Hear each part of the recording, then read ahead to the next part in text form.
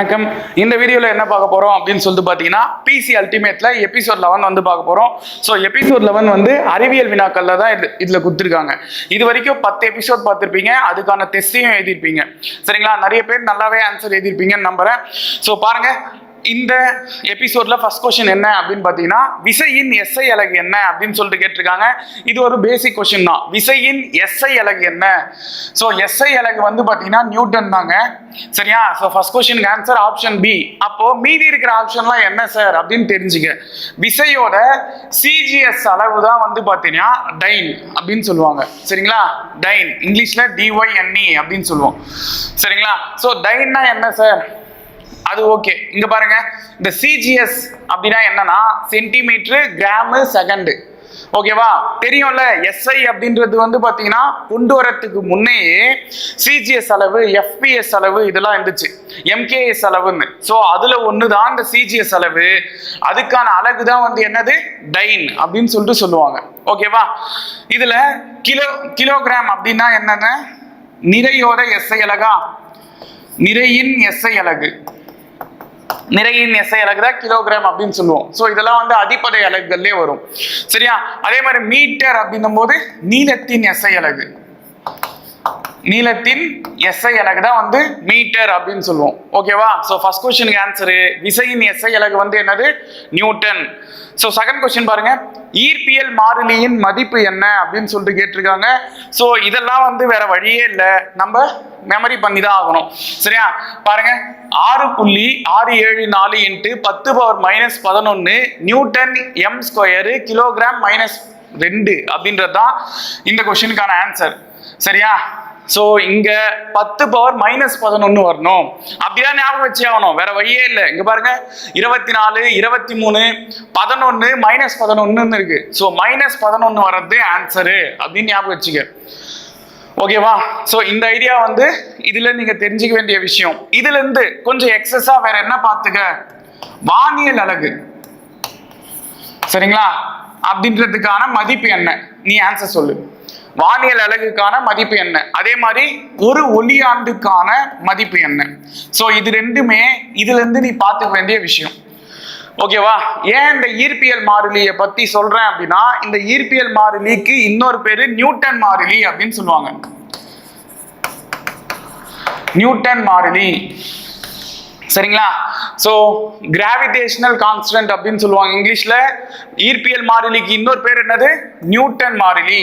ஓகேவா? அதுக்கான மதிப்பு 6.674 × 10⁻−11 நியூட்டன் மீட்டர் ஸ்கொயர் கிலோகிராம் -2. சரியா? இந்த ரெண்டுக்கான ஆன்சர் நீ தான் சொல்ல போற கமெண்ட் பாக்ஸ்ல. ஓகேவா? நெக்ஸ்ட் கொஸ்டின் பார்ப்போமா? காற்றில் அல்லது வெற்றிடத்தில் ஒளியின் திசைவேகம் என்னன்னு கேட்டிருக்காங்க. இது நம்ம ஏற்கனவே பார்த்தது தான். 3 × 10⁸ மீட்டர் வினாடி பவர் -1 அப்படின்றது தான் இதுக்கு ஆன்சர். இல்லைனா 3 லட்சம் அப்படின்னு சொல்லிட்டு சொல்லியிருப்போம் பார்த்தீங்களா ஏற்கனவே. ஏற்கனவே இந்த கொஸ்டினை பார்த்துருக்க. இந்த கொஸ்டினுக்கான ஆன்சர் ஏற்கனவே சொன்னதுதான். 3 × 10⁸ மீட்டர் வினாடி -1. ஏன் இதை சொல்றேன் அப்படின்னா, இங்க -8 இருக்கு. எக்ஸாம்ல போய் கன்ஃபியூஸ் ஆகிடாத, 10⁸ தான் வரணும். ஓகேவா? நெக்ஸ்ட் கொஸ்டின் பார்ப்போமா? தூர பார்வை குறைபாட்டை சரி செய்ய பயன்படும் லென்ஸ் எது அப்படின்னு சொல்லிட்டு கேட்டிருக்காங்க. இருபுற குவிலென்ஸா, இல்ல குவிலென்ஸா, குழி லென்ஸா, இல்ல பி மற்றும் சி அப்படின்னு கொடுத்துருக்காங்க. அதாவது பி மற்றும் சி எதை குறிக்குது? குவிலென்ஸும் இருக்கலாம், இல்ல குழி லென்ஸும் இருக்கலாம் அப்படின்னு சொல்லிட்டு சொல்லியிருக்காங்க. சரியா? ஸோ இதுக்கான ஆப்ஷன் என்ன அப்படின்னு கேட்டீங்கன்னா குவிலென்ஸ். இது எப்படி சார் ஞாபகம் வச்சுக்கலாம்? இது எப்படி ஞாபகம் வச்சுக்கலாம்? கிட்ட குழி தோண்டி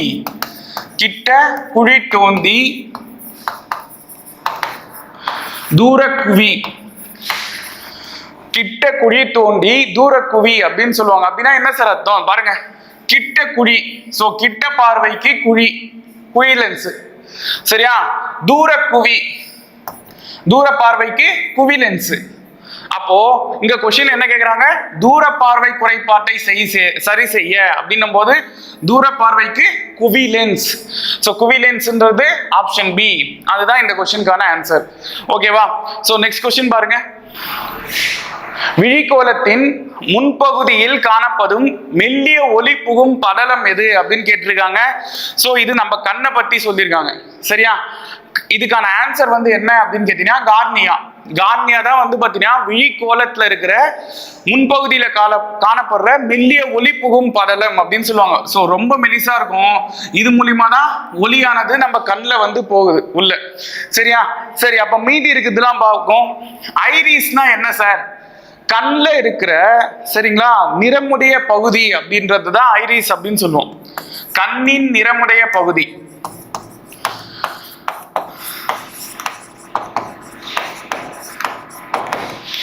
சரியா? கண்ணோட நிறமுடைய பகுதி. இந்த கண் பாவை அப்படின்னு இருக்கு பாத்தியா, இது வந்து ஐரிஸோட மைய பகுதி. ஐரிஸின் மைய பகுதி. இது பேர் தான் கண் பாவை அப்படின்னு பேரு. ஓகேவா?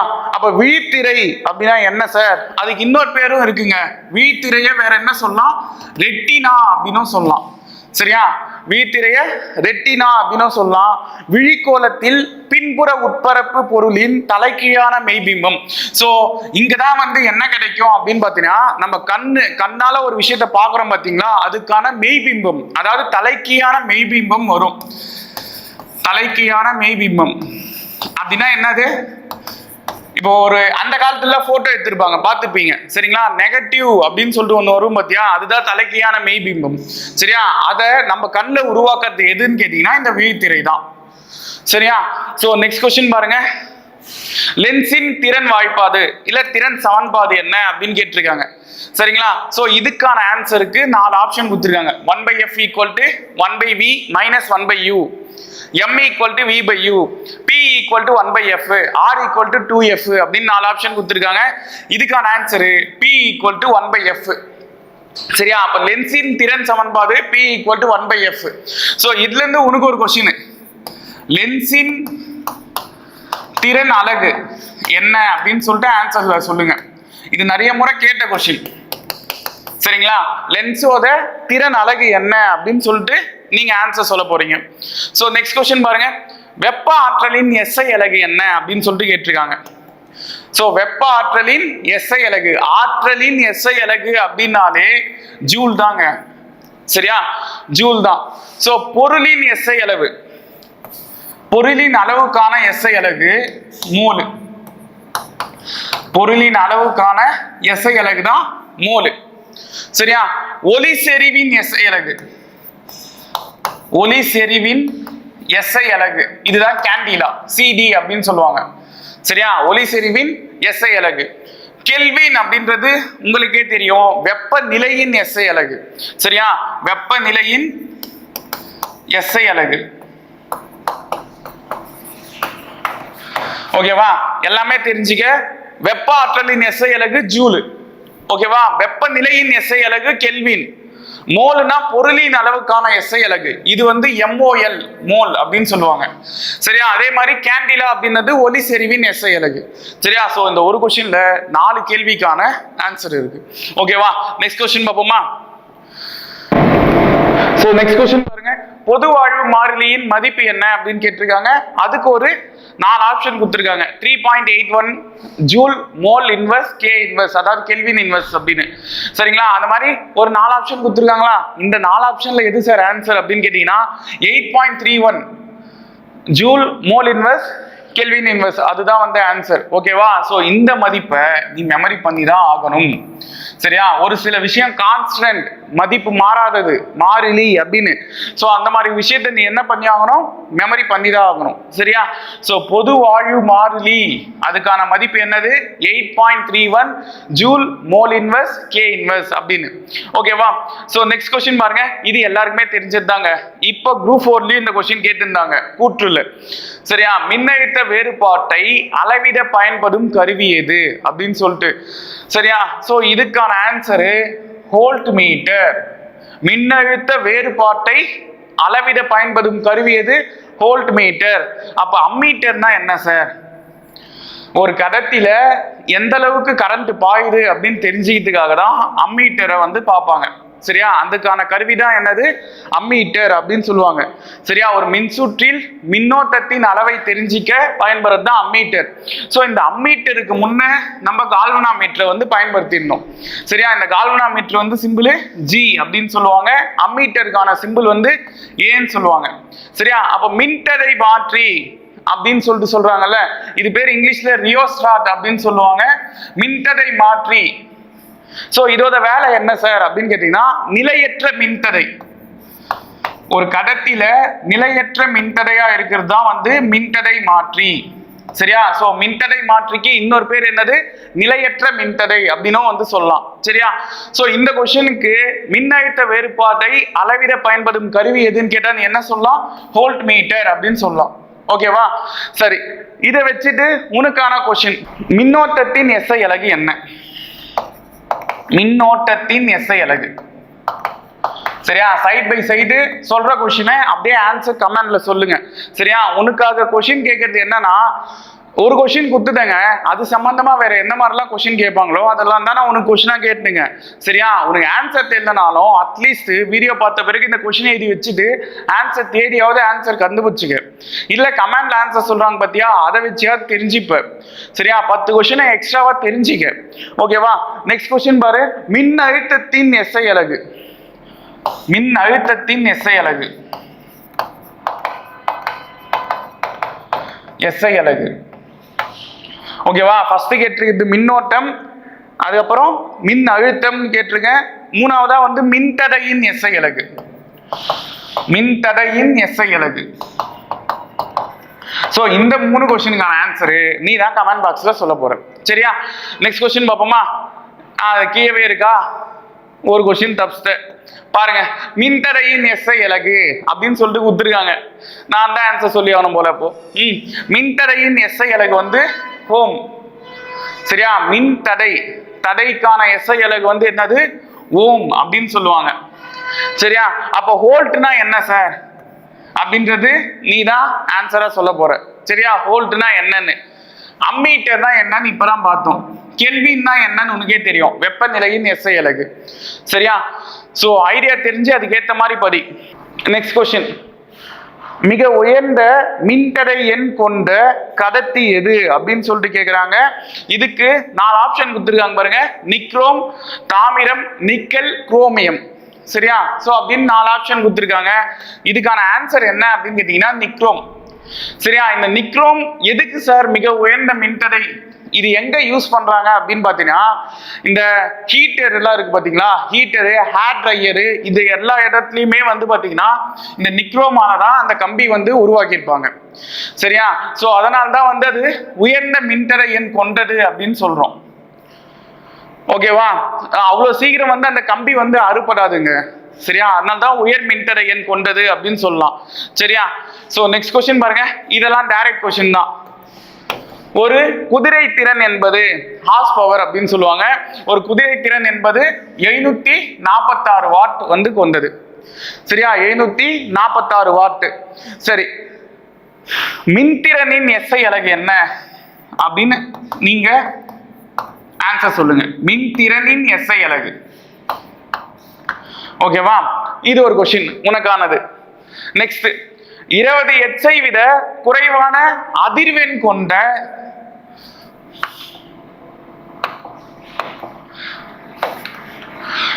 20 ஹெர்ட்ஸை விட குறைவான அதிர்வெண் உடைய ஒலி அலைகளை என்னன்னு சொல்லுவாங்க அப்படின்னு கேட்குறாங்க. குற்றொலி அலைகளா, மீயொலி அலைகளா, நெட்டலைகளா, இல்ல குறுக்கலைகளா அப்படின்னு கேட்டிருக்காங்க. சரிங்களா? ஸோ ஃபர்ஸ்ட் இந்த குறுக்கலைகள்னா என்ன, நெட்டலைகள்னா என்ன அப்படின்னு தெரிஞ்சுங்க. சரியா? நெட்டலைகள்னா ஒன்றும் இல்லைங்க, ஒலி போற அதே திசையில என்ன ஆகும், அந்த ஊடகத்தில் இருக்கிற துகள்களும் வந்து அதிர்வுறும். சரியா? அப்படி அதிர்வுறுச்சுன்னா அது பேரு நெட்டலைகள் அப்படின்னு சொல்லுவாங்க. ஸோ இணையா சார் இந்த பக்கம் லைட்டு போகுதுன்னா அதே பக்கமே அந்த துகள்கள் போகும். சரியா? அந்த துகள்களோ இல்ல அதுல இருக்கிற உண்டாகிற அலைகள் வந்து பாத்தீங்கன்னா அதே திசையில போச்சுன்னா அது நெட்டலைகள். குறுக்கலைகள்னா இப்பயே தெரிஞ்சு பாருங்க. இப்படி போதா, அதுல குறுக்கால வந்து அந்த துகள்கள் போச்சு அப்படின்னா அது பேர் குறுக்கலைகள். ஓகேவா? சோ நெட்டலைகள் குறுக்கலைகளுக்கான டெஃபினேஷன் இவ்வளவுதான். மீயொலி அலைகள் அப்படின்றது போன தடவை நான் ஒரு கொஸ்டினா கேட்டிருந்தேன். மீயொலியை உண்டாக்கக்கூடிய ஒரு உயிரினம் எது அப்படின்னு கேட்டா நிறைய பேருக்கு அதுக்கு ஆன்சர் வௌவால்னு சொல்லியிருந்தீங்க. அப்படின்னா என்ன அர்த்தம்னா, இந்த 20,000 ஹெட்ஸ்ன்னு ஒண்ணு நம்ம பேசியிருந்தோம் பாத்தீங்களா, மனிதனால் கேட்கக்கூடிய அந்த அதிர்வெண் திறன், அதை விட அதிகமா ஒலி எழுப்பக்கூடியதுதான் நம்ம மீயொலிகள் அப்படின்னு சொல்லுவோம். சரியா? அப்போ மீயொலி அலைகள்னா 20,000 விட அதிகமா இருக்கும். சரியா? 20,000 விட அதிகம். சரியா? இங்க கேட்கிற கொஸ்டின் 20 ஹெட்ஸை விட குறைவானது அப்படின்னு கொடுத்துருக்காங்க. அப்ப 20 ஹெட்ஸை விட குறைவானது குற்றொலி அலைகள் அப்படின்னு சொல்லலாம். சரியா? குற்றொலி அலைகள் அப்படின்னு சொல்லலாம். சரி, இதுல இருந்து உனக்கு ஒரு கொஸ்டின், ஒலி அதிர்வெண்களை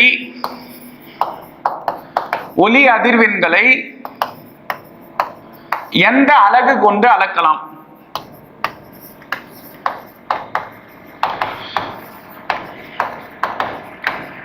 சரியா? இது ஒரு கொஸ்டின். இதுக்கான ஆன்சரையும் கமெண்ட்ல சொல்லுங்க. சரியா? நெக்ஸ்ட் கொஸ்டின் பாருங்க.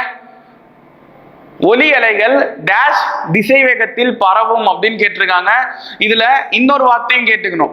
ஒலி அலைகள் காற்றில் என்ன திசை வேகத்துல பரவும் அப்படின்னு கேட்டீங்கன்னா 340 மீட்டர் வினாடி -1.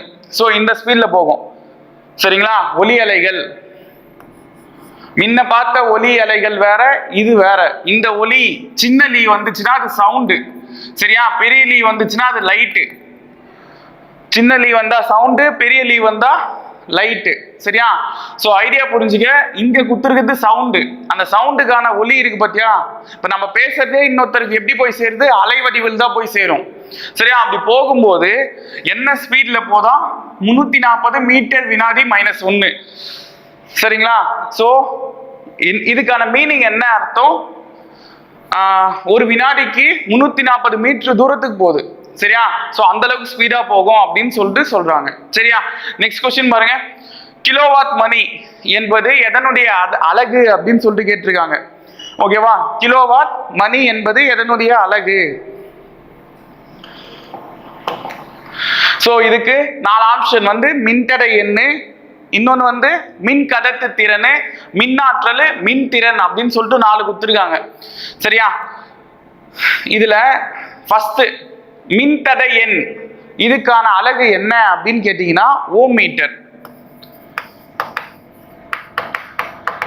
சரியா? மின்தடை எண்ணின் அலகு வந்து பாத்தீங்கன்னா ஓம் மீட்டர். சரியா? சோ அப்ப இது வர வாய்ப்பே இல்லை. அதே மாதிரி மின் கடத்து திறனின் SI அலகு என்ன அப்படின்னு சொல்லிட்டு நீ தான் சொல்ல போற. இது முக்கியமான கொஸ்டின். மின் கடத்து திறனின் SI அலகு என்னன்னு நீ ஆன்சர் சொல்லு. ஓகேவா? மின் திறனின் SI அலகு என்ன அப்படின்னு சொல்லிட்டு இப்பதான் பார்த்தோம். சரியா? இதுவும் உனக்கு நான் ஒரு கொஸ்டினா கேட்டிருக்கேன். மின் திறனின் SI அலகு என்னன்னு. ஓகேவா? நெக்ஸ்ட் மின்னாற்றலின் SI அலகு தான் கிலோவாட் மணி. ஓகேவா? அப்ப கிலோவாட் மணின்றது மின்னாற்றலின் SI அலகு. மின்திறனின் SI அலகு என்னன்னு நீ ஏற்கனவே ஆன்சர் சொல்லியிருப்ப. மின்கடத்து திறனின் SI அலகு என்னன்னு இப்ப நீ சொல்ல போற. சரியா? மின்தடையின் எண்ணின் SI அலகு வந்து ஓம் மீட்டர் தான். ஓகேவா? அதுல எதுவும் பிரச்சனை இல்லை. நெக்ஸ்ட் கொஸ்டின் பார்ப்போமா? செயற்கை கதிரியக்கத்தினை கண்டறிந்தவர் யார் அப்படின்னு சொல்லிட்டு கேட்டிருக்காங்க. இதுக்கு பெக்கோரல், ஐரின் கியூரி, ராஞ்சனு, நீல்ஸ் போர் அப்படின்னு சொல்லிட்டு 4 ஆப்ஷன் கொடுத்துருக்காங்க. சரிங்களா? இதுல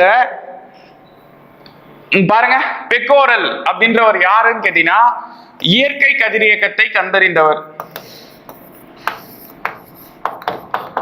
இயற்கை கதிரியக்கத்தை கண்டறிந்தவர்.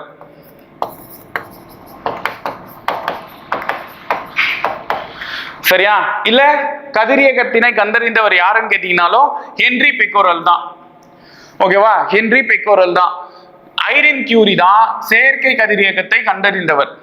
சரியா? ஐரின் கியூரி தான் செயற்கை கண்டறிந்தவர். இவங்க கூட யார் இருந்ததுன்னா F ஜோலியட் அப்படின்றவங்களும் கூட இருந்தாங்க. சரியா? இவர் எப்ப இதை கண்டுபிடிச்சார்னா 1934. சரியா? அப்போ செயற்கை கதிரியக்கத்தினை கண்டறிந்தவர் யாரு? Irene Curie. அவர் எப்ப கண்டுபிடிச்சாரு? 1934ல. அவர் கூட இவரும் வந்து ஹெல்ப் பண்ணாரு, ஜோலியட் அப்படின்றவரும். சரியா? இயற்கை கதிரியக்கம் இல்லனா கதிரியக்கத்தினை கண்டறிந்தவர் யாரு அப்படின்னு கேட்டாங்கன்னா ஹென்றி பெக்கோரல். சரியா? சரி, இந்த ராஞ்சன் அப்படின்றவர் யாரு சார் அப்படின்னு கேட்டீங்கன்னா, இந்த காமா கதிர்கள் கேள்விப்பட்டிருப்ப. கதிரியக்கத்துல இருந்து வெளியே வர்றது ஆல்பா பீட்டா காமான்ற 3 துகள்கள். சரியா? அந்த 3 கதிர்கள் தான். அதுல காமா கதிர்களையும் எக்ஸ் கதிர்களையும் கண்டுபிடிச்சது யாரு அப்படின்னு கேட்டீங்கன்னா ராஞ்சன். ஓகேவா? இல்ல நீல்ஸ் போர் அப்படின்றது அணு மாதிரிகளை வெளியிட்டவர், அணு மாதிரிகளை வெளியிட்டவர் அப்படின்னு சொல்லலாம். சரியா? போரின் அணு மாதிரிகள் அப்படின்னு சொல்லிட்டு புக்ல கொடுத்துருப்பாங்க பாருங்க. அதுல அந்த அணு மாதிரிகளை வெளியிட்டவர் யாருன்னு கேட்டீங்கன்னா நீல்ஸ் போர். ஓகேவா? இதுல ஐரின் கியூரிக்கு முன்ன இருந்தவங்க ஒரு 2 பேர் இருந்தாங்க, கியூரி அம்மையார் கூட. சரியா? பியூரி கியூரி, ஹஸ்பண்ட் அண்ட் ஒய்ஃப். இவங்க 1903ல வந்து பாத்தீங்கன்னா நோபல் பிரைஸ் வாங்கியிருப்பாங்க. சரிங்களா? நோபல் பரிசு வாங்கியிருப்பாங்க. யார் யாரு? ஐரின் கியூரிக்கு முன்ன மேரி கியூரியும் பியூரி கியூரின்ற 2 பேர். சரியா? அவங்க கூட பெக்கோரலும் நோபல் பரிசு வாங்கியிருப்பாங்க. ஓகேவா? இவங்க 3 பேரும் ஒன்னாதான் நோபல் பரிசு வாங்கினாங்க. எப்ப? 1903ல. ஏன் இதை நான் சொல்றேன் அப்படின்னா, இதே 1903ல ஜூலை 15 ஒரு நிகழ்வு நடந்துச்சு. அது என்ன அப்படின்னு சொல்லிட்டு கமெண்ட் பாக்ஸ்ல பதிவு பண்ணுங்க. ஒருத்தர் பிறந்தார் அன்னைக்கு 1903 ஜூலை 15. அது யாருன்னு சொல்லுங்க. ஓகேவா? So next question. புற்றுநோய் சிகிச்சைகளின் பயன்படும் கதிரியக்க ஐசோடோப் எது அப்படின்னு சொல்லிட்டு கேட்டிருக்காங்க. சரியா? ரேடியோ அயோடினா, ரேடியோ கார்பனா, ரேடியோ கோபால்டா, ரேடியோ நிக்கலான்னு. இதுக்கான ஆன்சரு ரேடியோ கோபால்ட். சரியா? ஒரு சில கொஸ்டின் அப்படியே படிக்கிற மாதிரி தான் இருக்கும், வேற வழி இல்லை. சரியா? அதே மாதிரி பாருங்க, இதுவரை கண்டுபிடிக்கப்பட்டுள்ள கதிரியக்க பொருட்கள் மொத்தம் எத்தனை அப்படின்னு கேட்டிருக்காங்க. இந்த கொஸ்டினும் நம்ம 25, 26ன்னு ஆராயலாம் முடியாது. சரியா? ஆன்சரா அப்படியே படிச்சுதான் ஆகணும். மொத்தம் 29 கதிரியக்க பொருட்கள் இது வரைக்கும் கண்டுபிடிச்சிருக்காங்க. சரியா? சரி, கதிரியக்கத்தின் பன்னாட்டு அலகு, அதாவது கதிரியக்கத்தோட எஸ்ஐ அலகு என்ன அப்படின்னு சொல்லிட்டு கேட்டிருக்காங்க. கதிரியக்கத்தின் எஸ்ஐ அலகு என்னன்னா பெக்கோரல். இது நான் ஏற்கனவே சொன்ன பாத்தீங்களா, ஹென்றி பெக்கோரல் அவர் தானே கதிரியக்கத்தை கண்டுபிடிச்சவர். அவருடைய நினைவாக தான் கதிரியக்கத்தோட எஸ்ஐ அலகுக்கு பெக்கோரல் அப்படின்னே பேர் வச்சிருக்காங்க. சரியா? கதிரியக்கத்தோட தொன்மையான அலகு, கதிரியக்கத்தோட தொன்மையான அளவு, அதாவது இந்த பெக்கோரல் வந்து எஸ்ஐ அலகுன்னு சொல்லறதுக்கு முன்னாடி கதிரியக்கத்தோட அலகா இருந்தது என்ன அப்படின்னு கேட்டீங்கன்னா கியூரி. தொன்மையான அளவு வந்து என்னது? எஸ்ஐ அலகுன்னு சொல்ல முடியாது, தொன்மையான அலகு கியூரி தான். ஓகேவா? இதுல இன்னொரு ட்விஸ்ட் என்ன தெரியுமா? இது எல்லாமே கதிரியக்கத்தோட அலகு தான். சரியா? குத்திருக்கிற 4 ஆப்ஷனுமே கதிரியக்கத்துக்கு அலகுதான். நீங்க போயிட்டு சர்ச் பண்ணி பாருங்க. ராஞ்சனும் கதிரியக்க அலகுதான். சரியா? பெக்கோரலும் கதிரியக்க அலகுதான், கியூரியும் கதிரியக்க அலகுதான், ரூதர்ஃபோர்டும் கதிரியக்க அலகுதான். சரியா? ஆனா கொஷின்ல இந்த பன்னாட்டு அலகுன்னு ஒண்ணு குத்துருக்காங்க பாத்தீங்களா, எஸ்ஐ அலகுன்னு. சரியா? அப்ப எஸ்ஐ அலகுன்னு கேட்டா மட்டும் பெக்கோரல் தான் ஆன்சர் வரும். தொன்மை அலகுன்னு கேட்டா கியூரின்னு சொல்லலாம். ஆனா இந்த 4மே வந்து என்னன்னு கேட்டீங்கன்னா கதிரியக்கத்தின் அலகுதான். ஓகேவா? அது நல்லா ஞாபகம் வச்சுக்க. இப்படிதான் ட்விஸ்ட் பண்ணி கேட்பாங்க. 4மே ஆன்சர் தான். ஆனா நம்மளுக்கு அடாப்ட் ரொம்ப கிட்ட இருக்கிறது எது அப்படின்னு கேட்டீங்கன்னா, கொஸ்டின்ல பன்னாட்டு அலகுன்னு கேட்டா மட்டும் நீ பெக்கோரலுக்கு வந்துடுற. சரியா? நெக்ஸ்ட் கொஸ்டின் பாருங்க. அணுக்கரு பிளவின் மூலம் வெளியேற்றப்படும் சராசரி ஆற்றல் அளவு என்ன அப்படின்னு கேட்டிருக்காங்க. இதுக்கு 200 million electron volt, 10⁻⁶ million electron volt, 1.602 10⁻⁻⁹ Zulu, 600 million electron volt அப்படின்னு கொடுத்துருக்காங்க. இதுக்கு ஆன்சரு 200 மில்லியன் எலக்ட்ரான் வோல்ட். சரியா? ஒன்றும் இல்லைங்க, அணுக்கரு வந்து பிளவு நடைபெறும்ல, அப்போ வந்து சராசரியா எவ்வளோ ஆற்றல் வெளியேறப்படும் அப்படின்னு சொல்லிட்டு கேட்குறாங்க. 200 மில்லியன் எலக்ட்ரான் வோல்ட் வந்து வெளியேறப்படும் அப்படின்னு சொல்லிட்டு சொல்றாங்க. சரியா? சோ நெக்ஸ்ட் இரத்த சோகையை அடையாளம் காணவும் குணப்படுத்தவும் பயன்படுவது எது அப்படின்னு சொல்லிட்டு கேட்டிருக்காங்க. சரியா, இரத்த சோகை. சோ இரத்த சோகை எந்த வைட்டமின் குறைபாட்டால் ஏற்படுகிறது? இதுதான் உனக்கு ஃபர்ஸ்ட் கொஸ்டின். இரத்த சோகை எந்த வைட்டமின் குறைபாட்டால் ஏற்படுகிறது அப்படின்னு சொல்லிட்டு சொல்லுங்க. சரியா, சோ இதுக்கான ஆன்சர் என்னன்னு கேட்டீங்கன்னா இரும்பு 59. இது இப்படியும் கொடுக்கலாம், இரும்பு 59, Fe 59 சொல்லலாம், இரும்பு 59 சொல்லலாம். சரியா, அப்ப இதுக்கான ஆன்சர் இரும்பு 59 தான். சரியா, இதுல இந்த கோபால்ட் இருக்கு பாத்தியா, இது வந்து CO 60னா ஒண்ணும் இல்லைங்க, கோபால்ட் 60. சரியா, கோபால்ட் 60. இது பாஸ்பரஸ் 32, P32 தான் பாஸ்பரஸ் 32. இது சோடியம் 24. என்னன்னா சோடியம் தானே, சோ சோடியம் 24. சரியா, இதுல இந்த கோபால்ட் 60 இருக்கு பாத்தியா, இதோட வேலை என்ன தெரியுமா?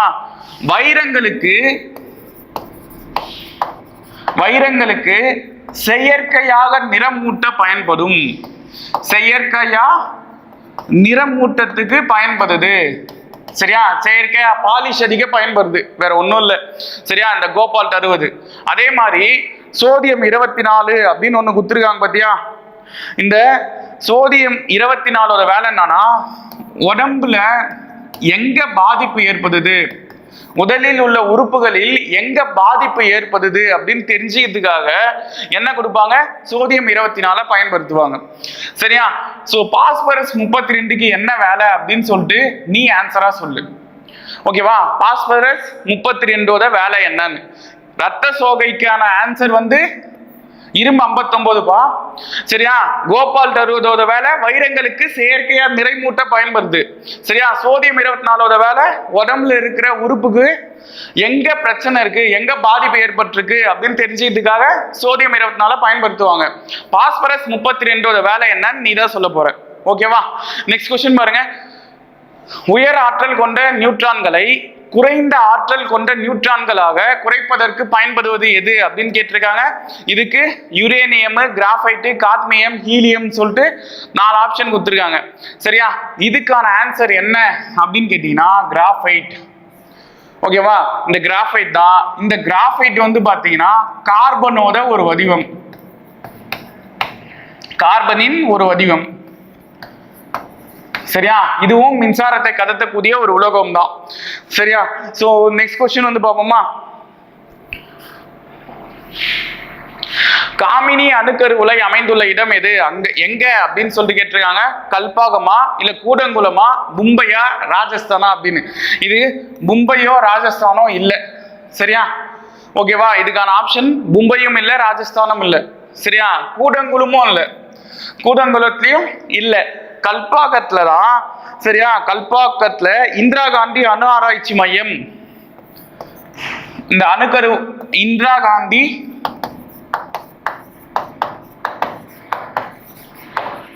அணு ஆராய்ச்சி மையம், இந்த இந்திரா காந்தி அணு ஆராய்ச்சி மையத்துல இருக்கிற ஒரு உலைக்கு என்னன்னு பேருன்னு கேட்டீங்கன்னா காமினி அணுக்கரு உலை அப்படின்னு பேரு. சரியா, அப்ப கல்பாக்கத்துல இருக்கிற அந்த ஆராய்ச்சி மையம் பேர் என்னது? இந்திரா காந்தி அணு ஆராய்ச்சி மையம். இது ரொம்ப முக்கியம். சரியா, இந்த இந்திரா காந்தி அணு ஆராய்ச்சி மையத்துல இருக்கிற ஒரு உலைக்கு தான் என்னன்னு பேரு? காமினி அணுக்கரு உலை அப்படின்னு சொல்லலாம். சரியா, சோ அப்போ இந்த காமினி அணுக்கரு உலை அமைந்துள்ள இடம் எங்க? கல்பாக்கம். ஓகேவா, நெக்ஸ்ட் क्वेश्चन பாப்போமா. இந்திய அணுசக்தி ஆணையம் அமைக்கப்பட்ட ஆண்டு எப்ப அப்படின்னு சொல்லிட்டு கேட்டிருக்காங்க. இதுக்கான ஆன்சரு 1956, 1969 இல்ல 1948, 1979 கேட்டிருக்காங்க. ஆன்சரு 1948. ஓகேவா, இது அப்ப பிரதமரா இருந்தவர் யாரு அப்படின்னு கேட்டீங்கன்னா ஜவஹர்லால் நேரு. ஓகேவா, இத வச்சு ஒரு கொஸ்டின் கேக்குறாங்க அடிக்கடி. இந்திய அணுசக்தி ஆராய்ச்சி திட்டத்தின் இல்லனா இந்திய அணு ஆராய்ச்சி திட்டத்தின் தந்தை, இந்திய அணு ஆராய்ச்சி திட்டத்தின் தந்தை யாரு? திட்டத்தின் தந்தை யாரு? சரியா, இதையும் நீ தான் ஆன்சரா சொல்ல போற. இல்லனா இந்த கொஸ்டினை வேற விதமாவும் கேட்கலாம். 1900 1948 நிறுவிய 1948 நிறுவிய அணுசக்தி வேணாம் பிராக்கெட்ல எழுதிக்க, நிறுவிய வேணாம். 1948 இந்தியாவில்